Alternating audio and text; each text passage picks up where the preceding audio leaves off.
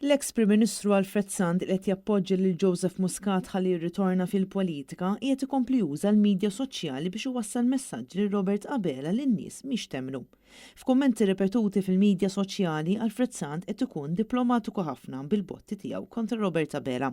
Iżda meta wieħed jasar dak li jikteb il-messaġġ huwa sempliċi u dirett, jiġifieri li Robert Abela mhux jitwemmen. Sant jieħu bħala eżempju konverzazzjoni li kellu ma' ħabib tiegħu u kiteb hekk. In-nies kemm temmen li tisma' mingħand il-politiċi, qed temmen anqas u anqas f'dik li hija meqjusa bħala botta diretta lejn Robert Abela.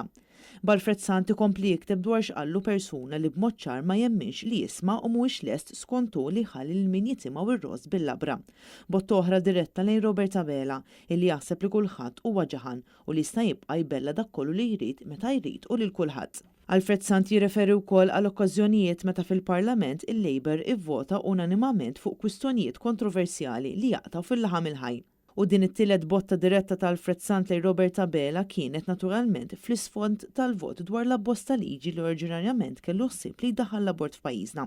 Imma wara pressjonijiet kbar Robert Abela kien kostret li jagħmel U-turn. Alfred Sant ikompli jikteb imma jekk il-Parlament esprima ruħu mhux qed ifisser il-fema tal-poplu aktar u aktar jekk għamel dan mod unanimu u din ir-raba botta tal-kittib fil-konfront ta' Robert Abela għaliex kulħadd jaf kif ta' madwaru inkluża l-President tal-Partit Laburista Ramona Attard esprimiet ħsibijiet dwar din il-kwistjoni. L-eks Prim Ministru Laburista qal illi dejjem skont dan il-proxmu din ir raġuni oħra biex ma tagħtix każ li tisma' mingħand il-politiċi.